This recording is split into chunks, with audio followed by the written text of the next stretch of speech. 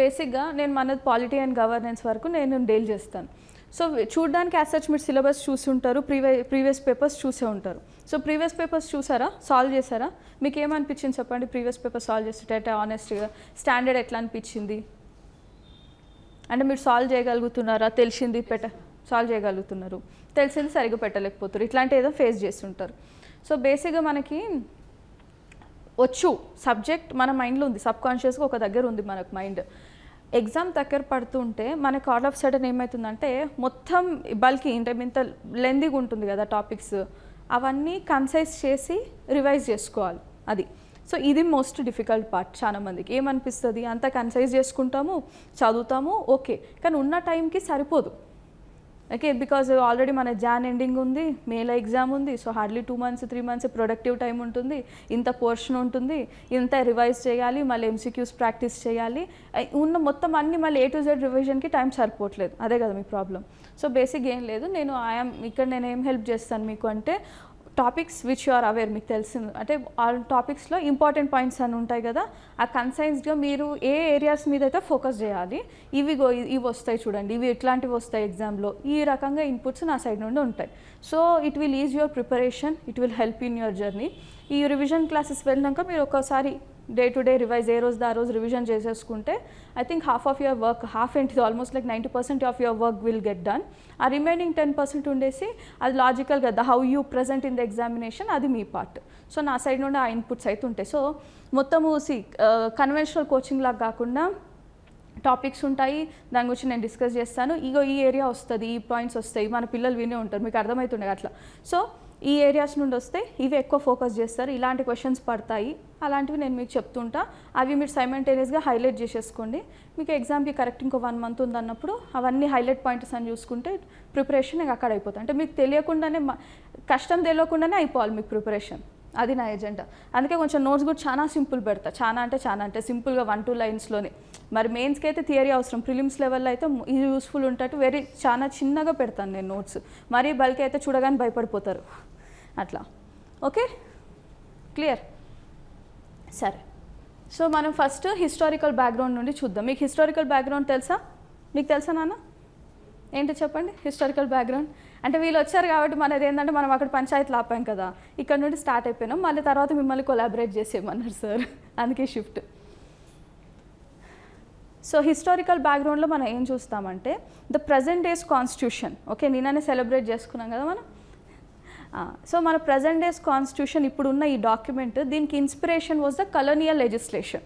So series of colonial legislations ఉన్నాయి which have profound impact in the designing of our constitution. So మనం ఇప్పుడు acts ఉంటాయి కదా, మనం హిస్టరీ పార్ట్ చూస్తలేం, హిస్టరీ మీరు మోడర్న్ హిస్టరీలో చదువుకుంటారు.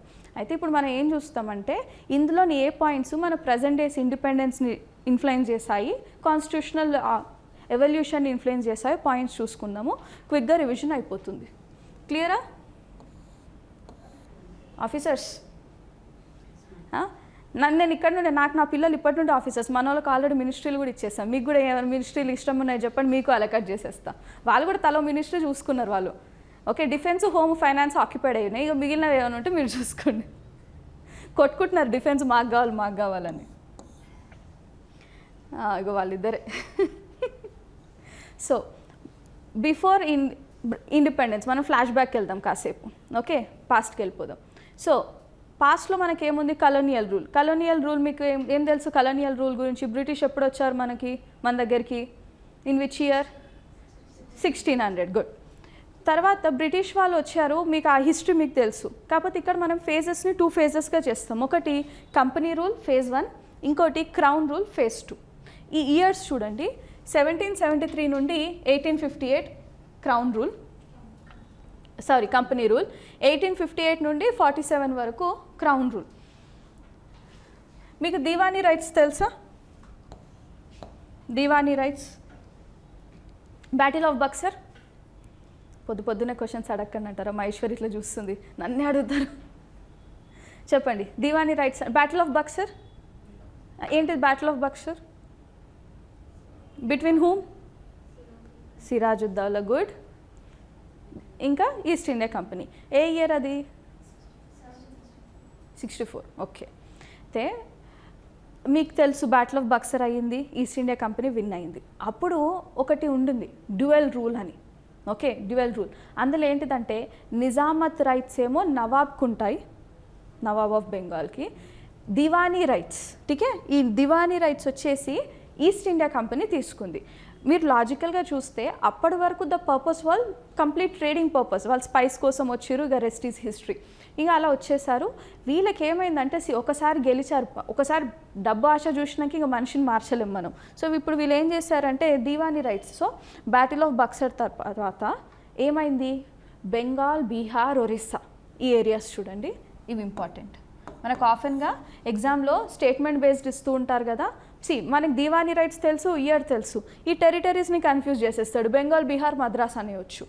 ఓకే, అట్లా, లేకపోతే బెంగాల్, బీహార్, మథురా అనేయచ్చు. సో ఇవి అండర్లైన్ చేసినవి మీరు చేసుకోండి. సో బెంగాల్, బీహార్, ఒరిస్సా ఈ 3 ఏరియాస్లో ఏం చేశారు, దివానీ. బెంగాల్, బీహార్ అంటే మరి ప్రజెంట్ డే బెంగాల్, బీహార్కి వెళ్ళకండి. ఆ టైంలో Bengal territory was much wider. Orissa, బీహార్వి కూడా అప్పుడున్న టెరిటరీస్ చూద్దాం. సో ఈ 3 ఏరియాస్లలో Diwani rights East India Company తీసుకున్నారు. ఓకే, హిస్టారికల్ పార్ట్ పొద్దున్నే ఐ అండర్స్టాండ్, కొంచెం జోష్ తెచ్చుకోండి. రేపటి నుండి ఇంకా కొంచెం క్లాసు డైనమిక్ అవుతుంది. ఈ ఏరియాస్లో దివానీ రైట్స్లో ఇప్పుడు ఈస్ట్ ఇండియా కంపెనీ ఏం కవర్ చేస్తుంది అంటే రెవెన్యూ మ్యాటర్స్, సివిల్ జస్టిస్. చూసినారా, కీ ఇంపార్టెంట్ ప్రొవిజన్స్ చాలా తీసేసుకున్నారు. జస్ట్ నిజామత్ రైట్స్ అంటే మిగతా లా అండ్ ఆర్డర్ వచ్చేసి నవాబ్కి ఇచ్చేసారు. సో రెవెన్యూ తీసుకునేది, civil justice power east India కంపెనీకి వెళ్ళాము. దీన్ని దివానీ రైట్స్ అంటాం. ఇక్కడ వరకు క్లియర్ కదా. సో దీని తర్వాత చూడండి, కంపెనీకి ఇన్కమ్ స్టార్ట్ అయింది. కంపెనీ సర్వెంట్స్ ఉంటారు కదా, రిచ్ అవుతున్నారు మంచిగా, వాళ్ళకి ఇన్కమ్ వస్తుంది, కరప్షన్ తీసుకుంటున్నారు, ప్రైవేట్ ట్రేడ్ చేస్తున్నారు, విచ్ ఇస్ ప్రొహిబిటెడ్ అనమాట. But still they are doing. Private trade తీసుకుంటున్నారు, కరప్షన్ అండ్ బ్రైబరీ ఇష్యూస్ ఉన్నాయి. The servants have become rich, but the company was going in to losses. ఇది ఎట్లుందంటే workers rich అయ్యారు, company పోయింది అంటే అర్థం ఏంటిది, ఇంటర్నల్గా ఏదో మాల్ ఫంక్షన్ అవుతుంది. సో అప్పుడు ఏమనుకున్నారు, మొత్తం మన ఈస్ట్ ఇండియా కంపెనీని మొత్తం రెగ్యులేట్ చేద్దాం. ఫస్ట్ వీళ్ళకి పవర్స్ ఇచ్చేసి పంపించినాం ఇండియాకి, వీళ్ళు బాగానే వాళ్ళు సంపాదించుకుంటారు, వాళ్ళంతా బాగానే చేస్తారు, మనకు రెవెన్యూ అప్పుడు మీకు తెలుసుగా ఇంత లేదు, ఇక్కడ వీళ్ళు ఉంటారు, ఇంగ్లాండ్లో వాళ్ళు ఉంటారు. సో ఏమనుకున్నారు, వీళ్ళని కంపెనీ యాక్టివిటీస్ని రెగ్యులేట్ చేయాలి అనుకున్నారు. సో ఇప్పుడు అప్పుడు ఆ ఇనిషియేషన్ వచ్చేసి రెగ్యులేటింగ్ యాక్ట్ ఆఫ్ 1773. కంపెనీలో జరుగుతున్న ఈ కరప్షన్, బ్రైబరీ ఇవన్నిటిని రెగ్యులేట్ చేసి కంపెనీ యాక్టివిటీస్ని ప్రాపర్గా మెయింటైన్ చేయడానికి చేసిన యాక్ట్ రెగ్యులేటింగ్ యాక్ట్. సో చూడండి, was the first step taken by the British Parliament to regulate affairs of East India Company. ఎవరికైనా పవర్స్ ఎక్కువ ఇస్తే ఆబ్వియస్గా మిస్యూజ్ అయిపోతాం, అంతే కదా.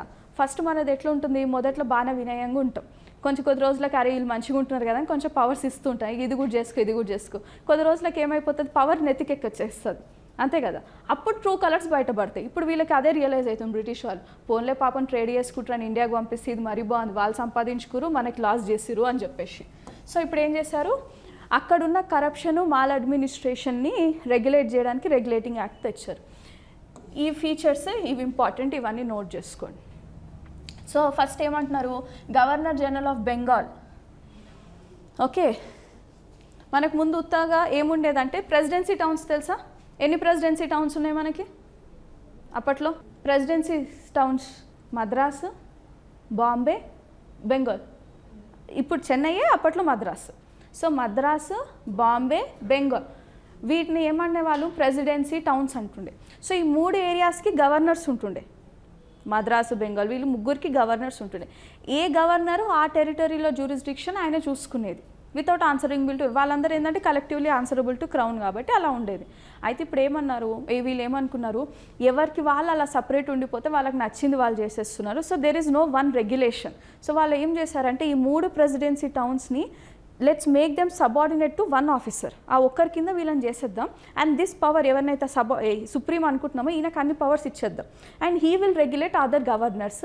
ఇలా ఇన్ దిస్ వే సో ఇప్పుడు ఏమనుకున్నారు, వీళ్ళు ముగ్గురు సపరేట్గా గవర్నర్స్ ఉంటే ఎవరిది టెరిటరీ వాళ్ళు చూసుకుంటున్నారు, ఎవరి రెవెన్యూ వాళ్ళు చూసుకుంటున్నారు, ఒక సింగిల్ టైంలో లేదు. అప్పుడు ఇంత సోషల్ మీడియా టెక్నాలజీ లేదు, ఇప్పుడు అంతా డేటా డిజిటలైజ్ చేస్తే అకౌంటబిలిటీ చూడొచ్చు, కానీ అప్పుడు అంతా లేదు. సో అందుకే ఏమనుకున్నారంటే let's make the governor of Bengal a supreme person and let's make all other governors subordinate to him. Now in this way we can ensure that one person will be controlling the other presidencies. In that way we can ensure one regular order regarding the revenue and civil justice అని అనుకున్నారు. అలా వీటి తెచ్చిన initiation ఇది ఏంటిదంటే, it established governor general of Bengal with an executive council of 4 members. ఇంత detail facts maybe ఆ కౌన్సిల్లో మెంబర్స్ ఎంత ఉన్నారు మేబీ అడగకపోవచ్చు, బట్ చెప్పలేం, టైం బ్యాడ్ అయితే ఏమన్నా అడగొచ్చు. అందుకే so governor general of Bengal ఉంటారు, ఆయనకు ఒక ఎగ్జిక్యూటివ్ కౌన్సిల్ని క్రియేట్ చేశారు. Now Warren Hastings became the first GG. Okay, అంటే గవర్నర్ ఆఫ్ బెంగాల్ని గవర్నర్ జనరల్ ఆఫ్ బెంగాల్ చేసేసాం. అండ్ ఇట్లా చేసి ఏం చేసాం, we made the presidencies of Bombay and Madras subordinate to him. అంటే the governors of Bombay and Madras will be answerable, I mean subordinate to accountable to this fellow. Okay, ఎవరు, governor general of Bengal. ఇది confuse కాకండి, 1773లో గవర్నర్ జనరల్ ఆఫ్ బెంగాల్ ఉంది. Okay, ఆ person first governor general ఎవరండి, Warren Hastings. Clear?